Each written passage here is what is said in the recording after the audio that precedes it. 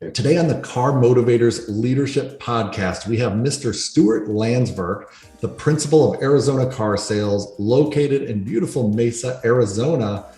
For nearly 16 years, he sells used cars, but here's the big difference. Stuart's review scores are off the charts, not only for a used car dealer, but even compared to new car dealers as well. But the excellence doesn't stop there. Stuart has an auto finance company, sells auto insurance, and owns a property company, all to best serve the customer and, quite frankly, not leave a dime on the table. He's the epitome of efficiency. Stuart Landsverk, thanks for jumping on with us and to provide some of your awesome auto industry insights. We are grateful to have you. It's my pleasure, Sean, and I'm glad I can spend some time with you and your other dealers. That's an absolute honor. We're really excited to have you.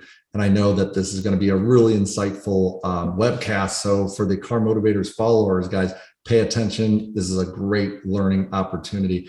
Stuart, you grew up in the auto industry and your family had a car dealership in the Midwest, correct? They still do. It's funny. They're one of the largest used car dealers in the Northern Illinois area. So, I literally grew up in the business. I started, washing cars, working in the office. And then when I was 16, I got the opportunity to start selling cars once I had a license. And it was quite the experience, especially when I'm working with guys, 3 times my age. And I went to college and sold cars on the weekends. The other people that went to college, they're delivering pizzas or they're doing something else, and I'm driving home an hour and a half to go sell cars in Waukegan, Illinois. So, yeah, it was quite the experience. And then go get my degree. Figure, okay, well, I'll just hang my hat here and figure out until I get a management job.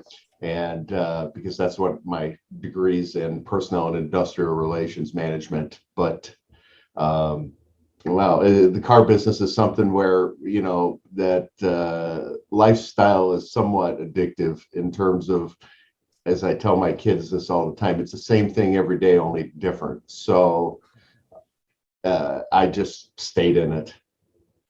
Did you always want to be a dealer, or is that something that evolved as you grew in the business? That's a good question. And working in a family business, there's a lot of dynamics. I've had the privilege and honor to be in a family business and have the family dynamics to where holidays are not holidays. Holidays are not fun. We were always talking about business, and things that didn't go well usually carried over to that. And then I've had the privilege and honor of being an outsider in a family business and seeing some of the dynamics that go back and forth within the family members, and just kind of had that standing to kind of pull off to the side there. So to circle you all the way back to your question, the answer is, if I was ever going to control my own destiny, it wasn't going to be in a family business with partners that were family members. It wasn't going to be in another family's business, because unfortunately, as I learned, especially when I moved out here, the premise and promises of being a partner are only really a guarantee of a pay plan, because if they end of the day, if they want to let you go, they do. And so being a dealer was the only way that I really could control my and my family's destiny. So that's kind of where we were. Man, that's interesting. And, as an executive coach, I get to help a lot of dealer principals, owners, children kind of figure out, where their place is in the dealership, in the business. And it's amazing how, everyone thinks, oh, they're the dealer's, son or daughter, like they've got it easy. Man, I would say that it's actually, there's a lot of obstacles that people can't even imagine. Sean, I have so many stories to tell you about owners' children that I've had the pleasure and hilarity to meet. They have an expression what is it? Either Papa gave him a dealership, FOK, and figure out what those initials stand for. I had to be the guy that was constantly grinding and pushing and learning, and nothing. I attribute this to, my father, God rest his soul. He's been passed away about 10 years. And he instilled that work ethic. He didn't finish high school, but as far as street smarts and business savvy, one of the more brilliant people that I ever encountered in my life. And so I tried to be as street savvy and book savvy and internet and podcast savvy as I possibly can, because I kind of equate life like an escalator. You're either going up or going down, and if you're not moving, you're probably going down. So those are things that if I to counsel an owner's kid, and whether I go to NADA, Digital Dealer, Driving Sales, one of these conventions, and I do have the opportunity to meet an owner's kid, I kind of pull them off to the side, and I kind of tell them, I go, look, I appreciate that you have the position. Congratulations, you have the position. It's kind of like you have the respect that you are the owner's kid, but at the end of the day, you keep the respect and you get to a different level of respect by being able to do the job and, God forbid, mentor other people into doing the job. Yeah, that's such valuable advice, because it's the 3 C's of leadership, right? Character, competence, and caring. And if you've got those, it doesn't matter if you're the owner's son or some random manager, people will respect you and follow you. And I love that you pointed that out. And I want to shift gears a little and talk about the recent. Let's talk a little bit about recent events in the car business, maybe over the past 12 to 18 months. Inventory sourcing has been a huge challenge for many dealerships during the pandemic. But I heard you folded up your sleeves and got busy, not only sourcing inventory for yourself, but others as well. Would you explain about that? Yeah, I mean, we've seen, this isn't any great revelation, Sean. We've seen with, CarMax and Carvana and Vroom and Shift and all these other public companies, that they're all about buying cars directly from the customer. So we, fortunately, given the market constraints and everything that's going on, fortunately, we have directed a great amount of advertising and marketing, whether that's social media groups, Google pay per click, whatever, into buying cars directly from customers. And we are able to buy a great percentage of cars directly. In addition to that, we've been able to work existing relationships with vendors that we had purchased cars directly from, to bypass that auction channel where I'm not button heads with 20, 30 people trying to pay too much for the car, pay $2,000 over book, and then have a $2,000 shop bill. So we've been reasonably successful with that. I think the market conditions as such, it's harder to get price point cars, and I'm pretty picky on the kind of car we sell, as you can see from the reputation we have. Every car has to go through a 100+ point safety inspection. Brakes and tires aren't optional. We even replace wiper blades and the like. So if a car can't pass that kind of test without spending $2,000 or $3,000 on it, we just re-wholesale it. But yeah, we've amped a lot of our advertising directly to this, buying directly from customers, and then fortunately we've been able to get some overflow inventory from existing partners bypassing auction channels. And I think that was a really smart tactic to adopt. One of my coaching clients, a dealer in Nashville, we actually identified that buying cars was, maybe for the first time ever, buying cars was equally as important to selling them. So the entire sales consultant team became vehicle acquisition and purchasing consultants instead of just sales consultants, right? And that they adopted a dual job role, and with consistent, I guess, focused effort over the course of 90 days, they were buying an extra 18, I think was on the low end, to 25 vehicles a month, and they sold 80% of them within less than 30 days. So I mean, talk about, I think that was a really smart move, and I believe the dealerships that are doing that now are probably set up for additional revenue and success. So I think that was really smart, and I see how important having the right vehicles is. I think a lot of dealers will, based off what you're talking about, you're choosy. You won't just sell any piece of metal, so you're saying that's had a big impact on your, I guess, your reputation. Well, at the end of the day, it's a new car to the person buying it. It may be a used car, but it's still a new car to the party that's buying it. So where I struggle, Sean, is, I come from the Midwest where you can sell cars as is, and out here in Arizona, they have implied warranty, which is 15 days or 500 miles on basically engine, transmission. And yeah, I know I can insure that, reinsure that, or whatever. But at the end of the day, if the car breaks down a week after they buy it, man, that just frosts everybody's cake. So I've always been a proponent that the money's made when you buy the car, not when you sell the car. I mean, obviously, it's when you sell the car that you get paid for the car. But at the end of the day, you make a good buy when you buy the car, or you don't make a good buy when you buy the car.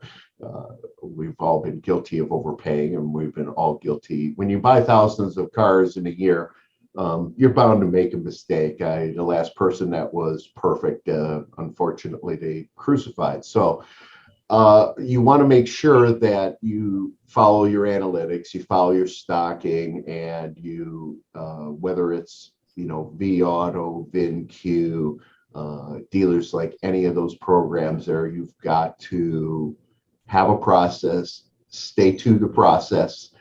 It's okay if you vary a little bit, depending on if it's a car that's super low miles, great history, great service history, got eyeball. But, for the most part, you got to stick to your knitting, or otherwise you're going to get into trouble. Yeah, that's a great point. And definitely, I think a focus on your used car operation right now is more key than ever. Ensuring that you are measuring the metrics, and you're in vAuto or whatever tool, tool you're using to get your vehicles reconned. I get to coach with the iRecon founder a lot, and his team, and it's amazing how the dealers that really focus on getting their vehicles frontline ready quick, making sure they're priced right, they have a good exit strategy, getting rid of the bronze vehicles if you use vAuto, right, trying to get the right value out of your platinum vehicles and golds. Man, those are, totally agree. The analytics you had mentioned in the convo we had preparing for this webcast, you kind of talked about how you really use analytics to drive behaviors and make changes. Any tips you'd like to share with the dealer community around that? Well, here's the thing, Sean, especially like right now, time to line it's always been critical, but it's super critical now because it's so hard to source parts. Stupid little things like fuel filters and wiring harnesses and power window motors and, God forbid, body parts for vehicles.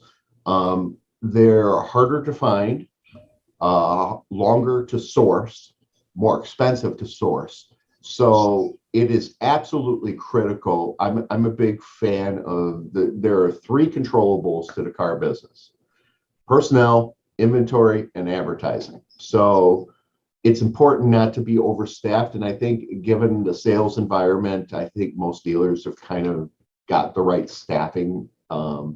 Inventory, again, it's important to stock what you sell and replace what you sell, and don't get too cute.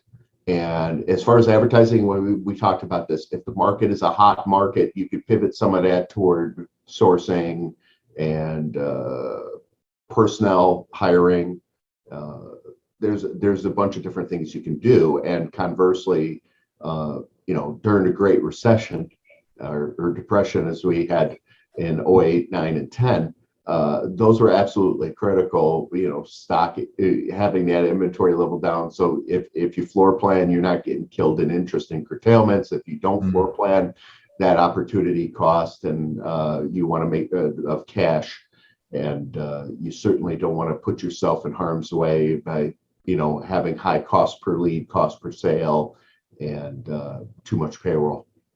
Those are great tips, and certainly something that needs to be focused on. And I mean, especially with the changing, profit, and with the, some pay plans that may have been perfect 2 years ago might be, you might be way out of line now, one way or the other. And on the same token, you might also be setting, I feel like some dealers might be setting themselves up on the pay situation where they might be losing great employees because maybe it was a volume-based pay plan before. And so I think adjusting as necessary, and that's a challenge a lot of dealers are facing. That's a great point, Sean. And I literally just this morning before our conversation today, revamped our pay plans, but I had a couple of longer-term employees that were concerned about it. And as a dealer, it's all people.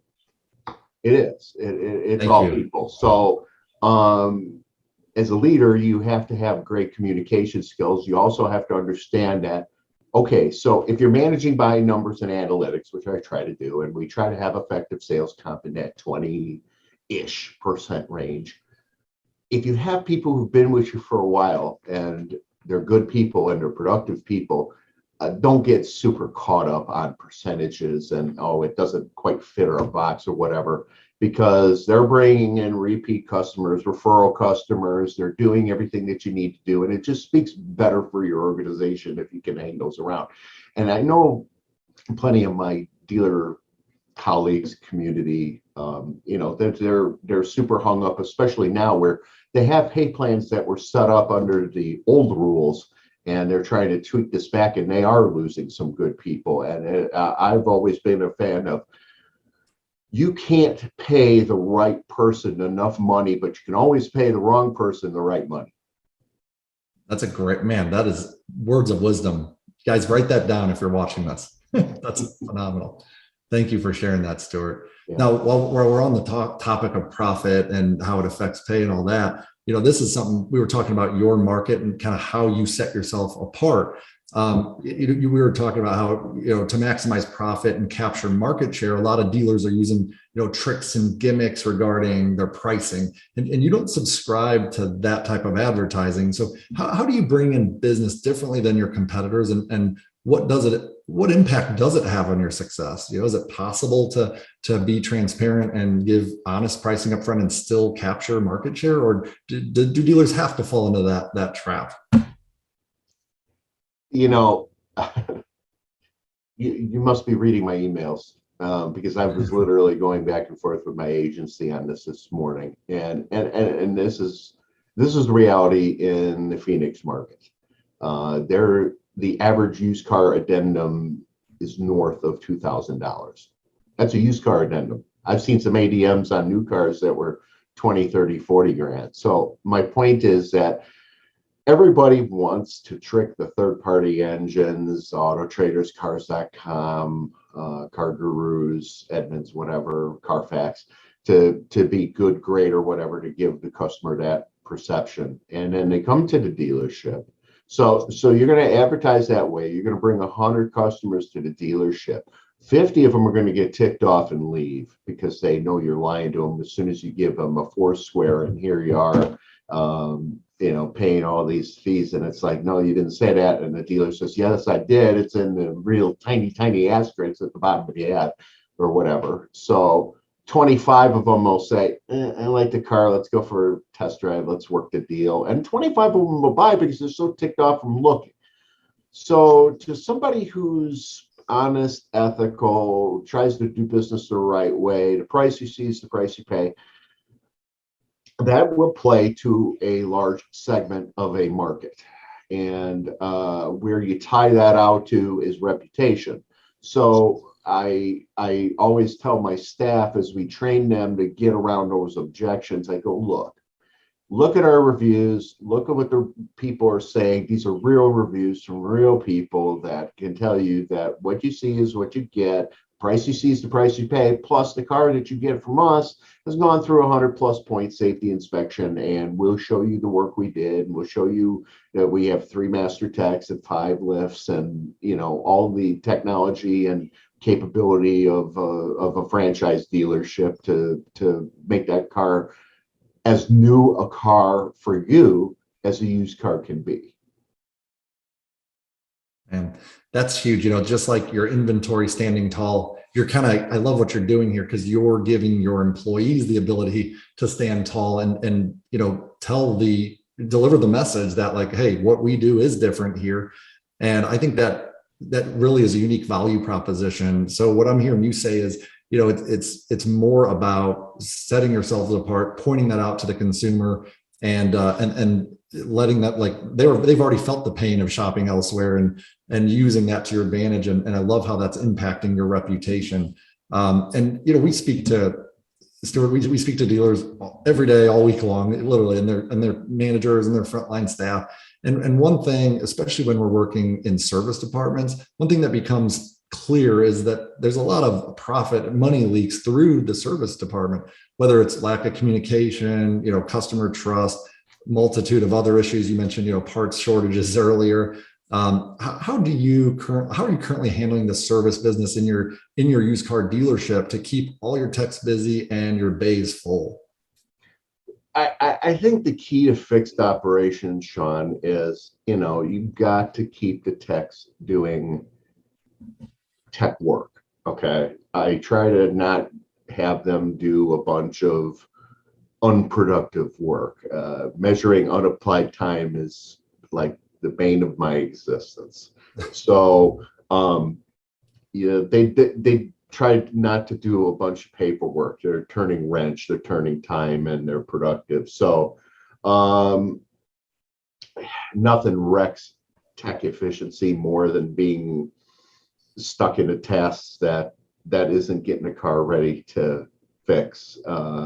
Whether it's driving, picking up parts, or doing unnecessary paperwork. So what we try to do is have people that concentrate on all the tasks that need to get done in the fixed operations department or service department that a tech in a smaller store would end up doing.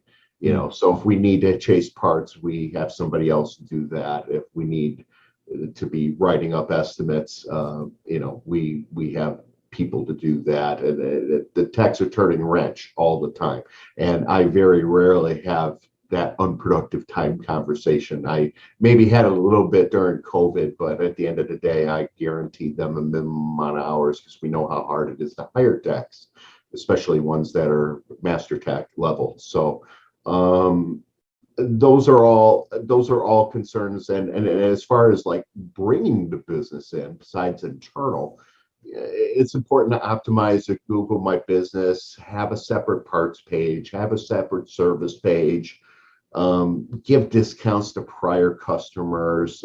We have Arizona Car Sales rewards program where, depending on, how deep the relationship is, they get 10 or 20% off service work. They get free loaner cars. They get 10% discounts on referrals, for service work if they send somebody to do that. And we're constantly, as you could tell, we're kind of maniacal about reputation. So, we're constantly sending surveys and making thank you calls and making sure that the experience in the service department is as good as it is in the sales department. And that's huge. And I totally subscribe to the saying, sales sells the first car, service sells the rest, because of that. And with that level of follow-up and customer experience, I've no doubt that's helped you guys continue to maintain growth. And I love what you said there too about keeping the techs turning wrenches.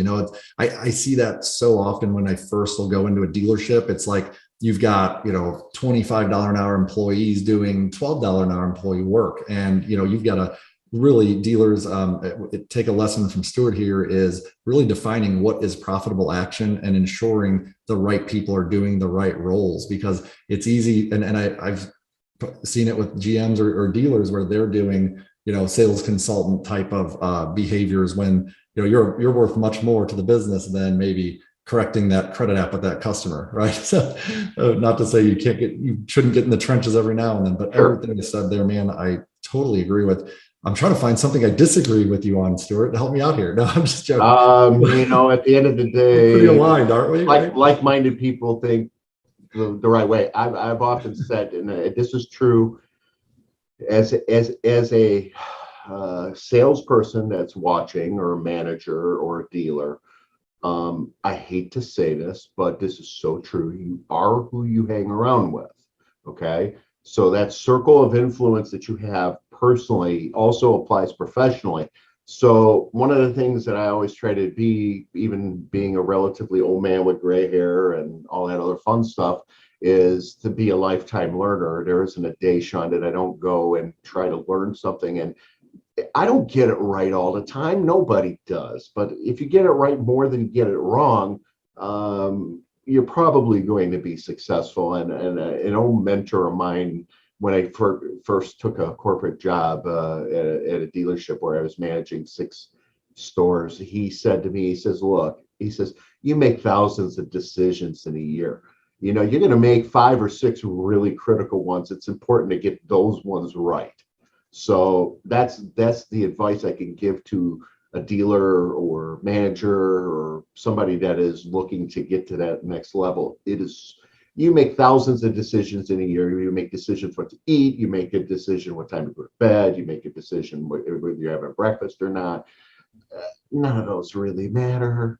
What really matters are the 5 or 6 critical decisions that you're going to make in a year, whether that's to invest in personal training or ongoing training for your staff, or subscribe to analytics so you can be more efficient in terms of being financial about your business. Because a lot of times, Sean, a lot of people in the car business I've met, and I'm not going to stereotype regions or anything like that, but there are some dealers that are totally successful despite themselves.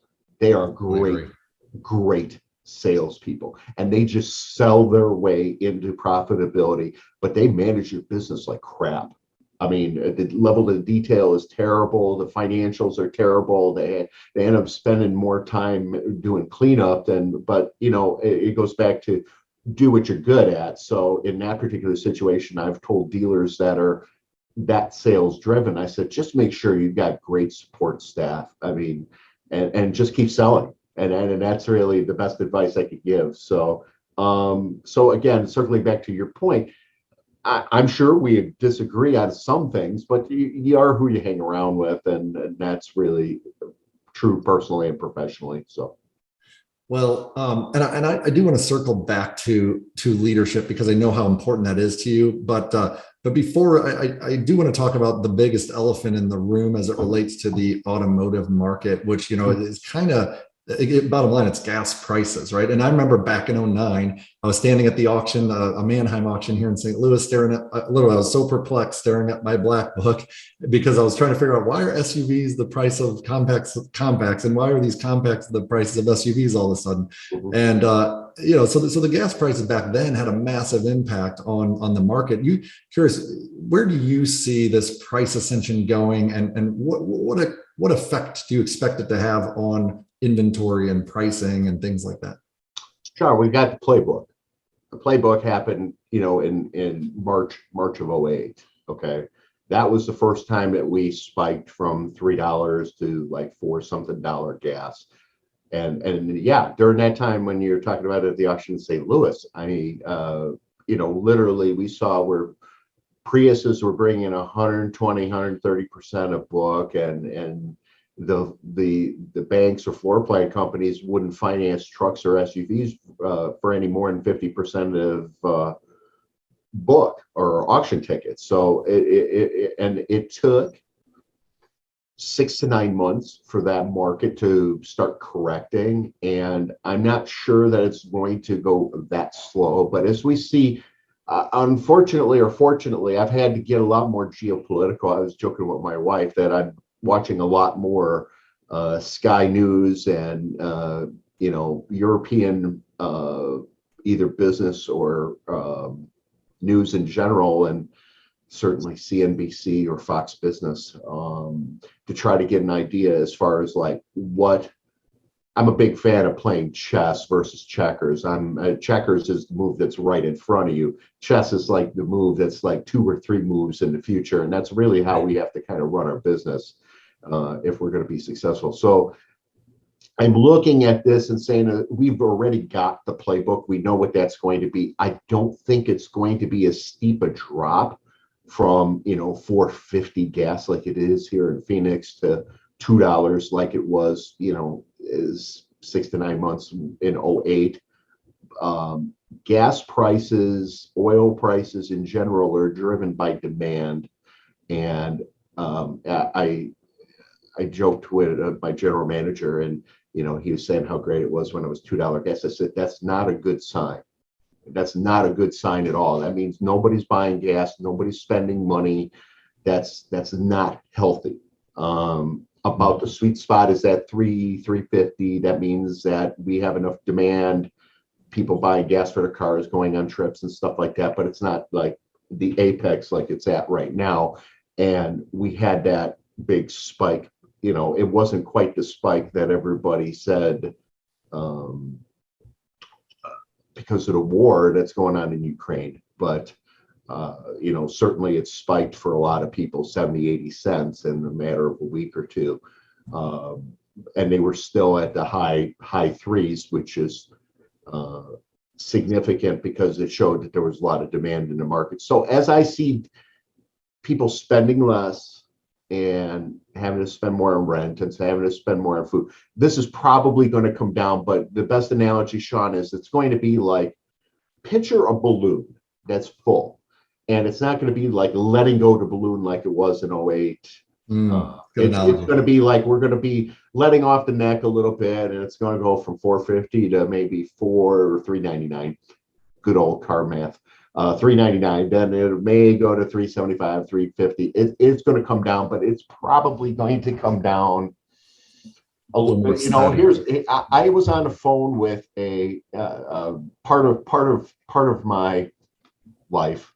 I do some consulting for some people on Wall Street on the auto business, and I was fortunate that one of the people that I spoke with let me in on a conversation with how they thought this Ukraine conflict was going to last. And the one thing that we see with that is that they're like the top producer of neon, which is used in the semiconductor process, which coincidentally is the main problem with new cars at the moment, not being produced in a consistent manner. So the problem that we see is that as this conflict keeps going on, it's going to disrupt the supply chain more, just like Shanghai shutting down for COVID round 4. And we don't know how long that's going to be. Hopefully that's very short, because I think everybody has had their fill with COVID and lockdowns and masks and all that fun stuff. So, right.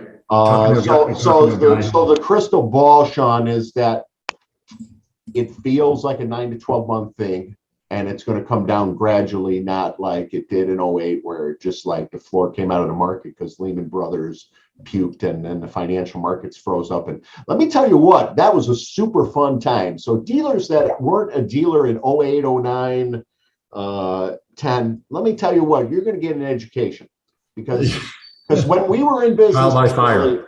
Yes, I'm sure. Yes, I know you were. That's why I'm sharing this story with you, because it's like literally I dreaded going to work. I love what I do. Let me make this clear. I love the car business. It's the same thing every day, only different.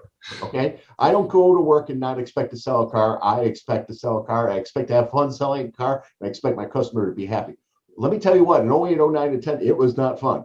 I go into work and I'm either coming to a fax that's saying that a lender's going out of business or cutting us off, or we're getting an email saying that, that they're severing relationships because of access to financials. You get a 700 type of customer and they're trying to buy a car and you're having a hard time getting that approved. A 700 plus customer, and it wasn't like they were asking for a second or third car like they do now. No, this is just, I want to buy one car, and it's like, they need to put 20% down. Are you kidding me?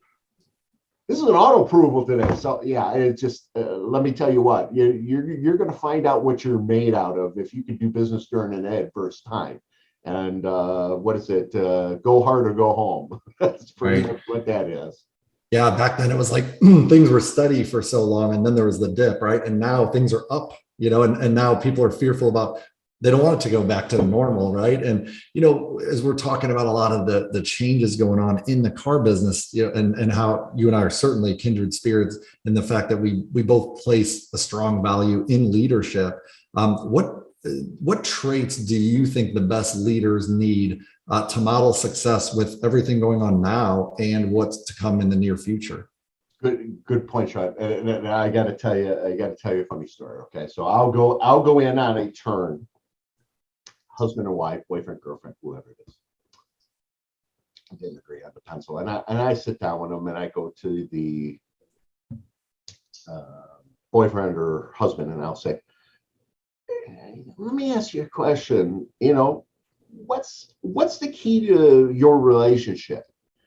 And he'll say, oh, it's trust, it's fidelity, it's security, it's whatever. And I go to the wife or girlfriend, I go, well, what do you think it is? And we always come up with the same answer: communication. So in terms of communication, it's how I manage customers or how I work with our staff and how to be an effective leader. You have to seek first to understand so you can be understood. So I hate email. I hate texts. I really do, because you know what? They're very one-dimensional. So I could write an email and the message is A. Person reading it and the message is B. And somebody independent may interpret it as C. So I'm a big fan of verbal cues. I'm a big fan of body language. I don't want to say a savant on body language, but I've learned over the years to try to read body language pretty well, and I try to teach my staff that so we can identify that. So here, look, I'm a 7 Habits guy. I love Franklin Covey's program and taught it to our staff and managers. And I just subscribe to the theory, whether it's employees or customers, vendor partners, treat people the way they want to be treated, not the way you think they want to be treated, not the way you want to be treated. Treat them the way they want to be treated. And more often than not, you're going to be successful. Man, I love what you said there. It speaks directly to, my greatest passion, and mission, which is to bring coaching to the car business. I always talk about the golden versus the platinum rule, right? The golden rule is to do unto others the way you, but the platinum rule is do unto them the way they want to be treated. And I love what you said there. And that's where I think leadership has got to evolve in our industry, and managers have got to learn the language of coaching, because at the end of the day, you're helping each person grow as an individual where they want it and need it most. Not that, training has its place and everyone needs that basic foundation, but most of the automotive professionals that are out there are pretty darn good at selling and, making deals and desking and closing. So how do you take an A player? And let's be real, dealers, I think they've all learned, like, you can operate a dealership with less employees, especially as a result of COVID, I think taught us this. You can be extremely profitable with less employees on your staff. So you probably have retained most of your A players. And ultimately, how do you make an A player an A plus player, right? That takes coaching, and that takes individual engagement and listening to them. Sean, and I'm going to go even harder. Please. Okay. What are your thoughts? All right. The key is, how do you take a D player and make them a C player? And how do you make a C player into a B player? And the point is that, look, and I tell my managers this all the time, okay? You can't manage people the way you are. Okay. Every time I go to a manager and try to manage them like they're me, I'm disappointed. Always. Because you know what, Sean? If they were me, they wouldn't be here. They'd be a general manager somewhere. They'd be a dealer somewhere. They'd be a Fortune 500 exec, one of those guys on Wall Street with a three-letter title. And I love stories when people go away and move on to the next stage of their life. And I know it's not me. I know I was just a step in their career. I'm honored and blessed when people come up to me and say, I'm so glad I worked with you because I learned so much, or I learned how to do this, or I learned how to do that. So I always kind of tell my managers, I said, look, you can hold people accountable without being a jerk. You don't need to be Machiavellian or iron-fisted in style, but let's temper our expectations to understand that the best case scenario that you're going to get is somebody that is 60 or 70% of you. And if you get that, then it doesn't mean don't hold them accountable. It just means don't act like they're you. And that's the problem with a lot of people in our business, is that they manage people and they think they're you. I would, Sean, it's like if you go into a store, such a great point. All your A players try to manage their staff like they're A players. No, we have a bunch of D and C and B players. Okay, so you got to manage them like D and C and B players. It's kind of like, okay, like in baseball with spring training that's going on in Florida and out here in Arizona. Okay, the idea is to get the 200 hitter hitting 250. The idea is to get the 250 hitter hitting 280. The idea is the 280 hitter hitting 320 or better. Getting the pitcher, instead of having a 5 ERA, to a 4 ERA or a 3 ERA.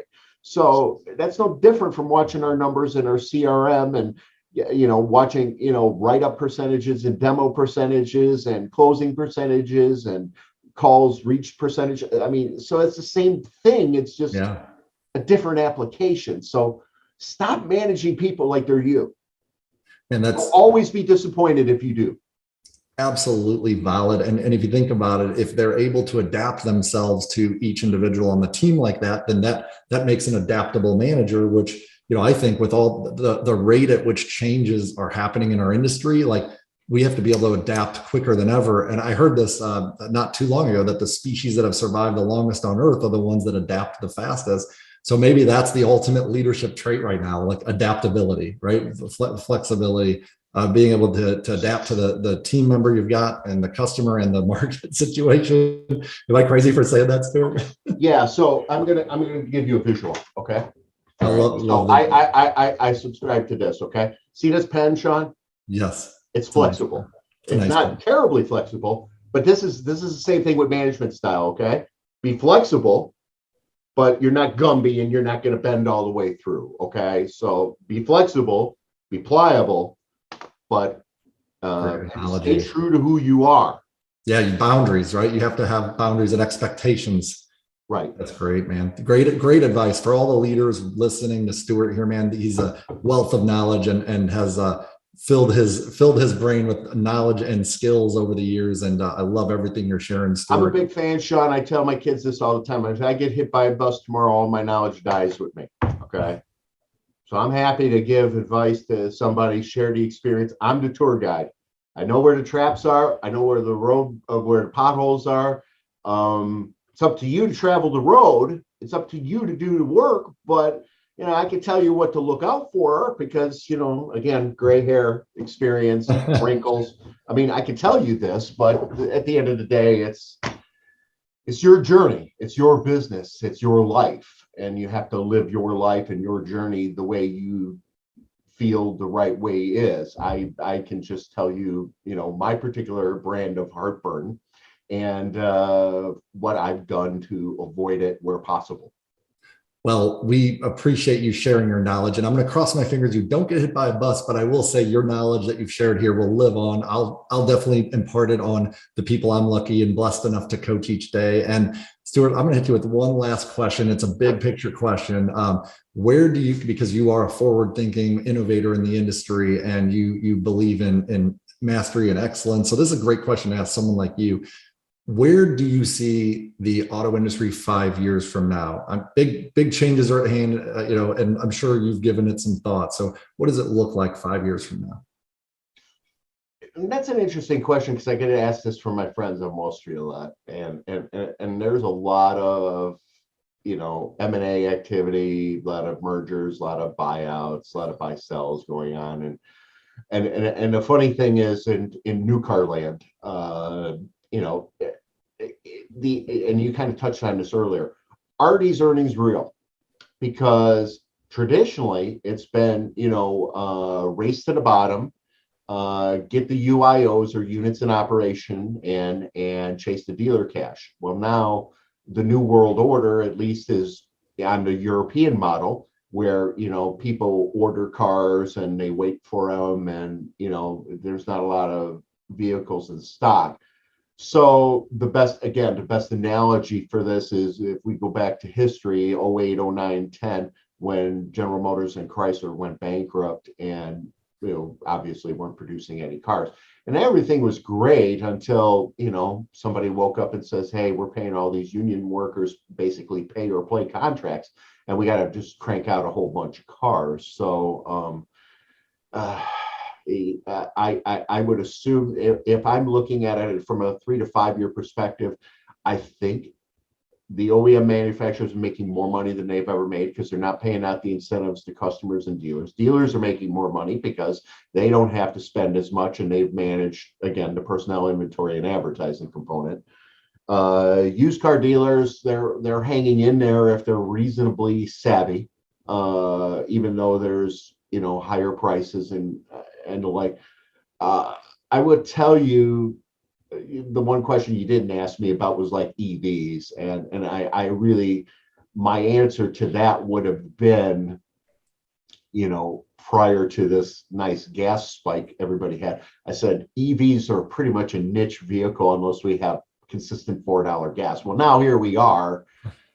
So then the problem is that until the manufacturers build the kind of cars that people want, meaning, I believe the number is 65% of new car sales are SUVs, CUVs, and trucks. Until they figure out how to make those vehicles affordably and get battery life to where, I'm in Phoenix, and I would be hard pressed to take an EV to Vegas, let alone Los Angeles. So until they figure out those components, I believe the business is going to be somewhat similar to what we have. My question is going to be whether the OEMs have the courage to not load up dealers with a bunch of cars. And all indications I get from all the public information, I don't have any private information because I'm not like that in tune with, as opposed to some guys like, Jim Ziegler or some of the other people in the industry that maybe have a beeline to the CEO or a level right below them. I think they're going to try to hold the line here, Sean, and see if they can make that work, because they're obviously making more money and the dealers are making more money. From an M&A standpoint, I think the skepticism about whether the earnings are continue for dealers has abated somewhat, and I think that they have an opportunity. I've noticed that the typical blue sky component has gone up in the recent transactions I've looked at. So I will tell you that everything's great until we're playing musical chairs and there's no chair left. So absent some geopolitical event or financial crash, I think the business is going to look pretty similar, other than those components that I kind of touched on.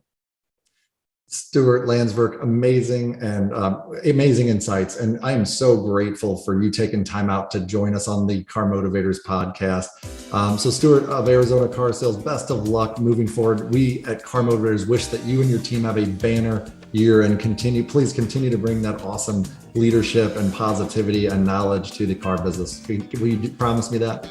Absolutely, Sean. It's been my honor to spend time with you today. You as well, Stuart. The pleasure was all mine.